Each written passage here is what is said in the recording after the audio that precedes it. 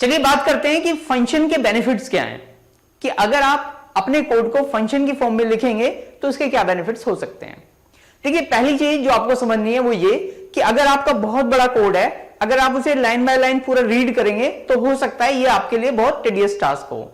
आप क्या कर सकते हैं, इसे छोटे छोटे पार्ट्स में डिवाइड कर सकते हैं, यानी छोटे छोटे फंक्शंस में डिवाइड कर सकते हैं, तो ये आपकी रीडेबिलिटी इंक्रीज कर देगा। तो पहला बेनिफिट ये हुआ कि इट इंक्रीज द रीडेबिलिटी। कैसे इंक्रीज करता है, एक एग्जांपल लेते हैं। मान लीजिए आपको कोई कैलकुलेशन परफॉर्म करानी है और कैलकुलेशन के लिए यूजर से इनपुट लेना है, उसके बाद आप कैलकुलेट करेंगे, उसके बाद आप रिजल्ट शो करेंगे फॉर एग्जांपल।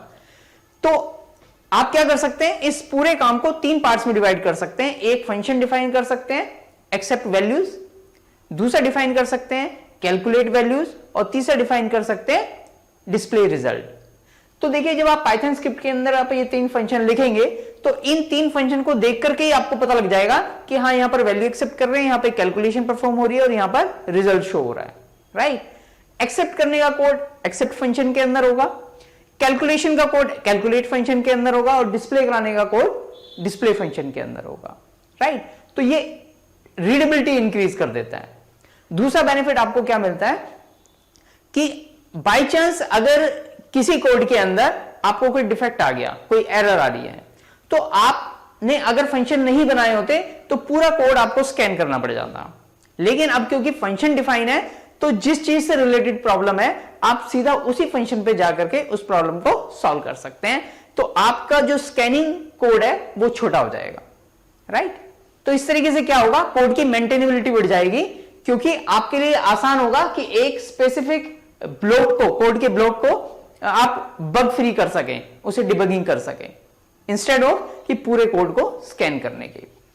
तो second benefit, it increase the maintainability.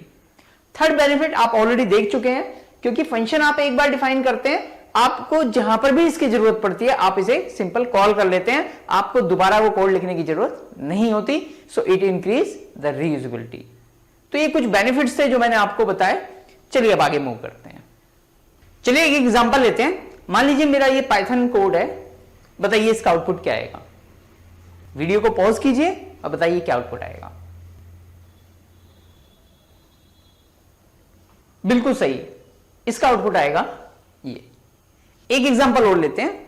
मान लीजिए अब मैंने पाइथन कोड लिख दिया ये, अब बताइए इसका आउटपुट क्या होगा। वीडियो को पॉज कीजिए और फिर बताइए। अब देखिए ये वर्क कैसे करेगा। यहां पर ये लाइन एग्जीक्यूट हुई, ये एग्जीक्यूट हुई, ये एग्जीक्यूट हुई। जैसे ही इस लाइन पे पहुंचा तो कंट्रोल कहां मूव कर जाएगा, इस फंक्शन पे मूव कर जाएगा, और इस फंक्शन के अंदर ये लाइन, ये लाइन, ये लाइन एग्जीक्यूट करेगा।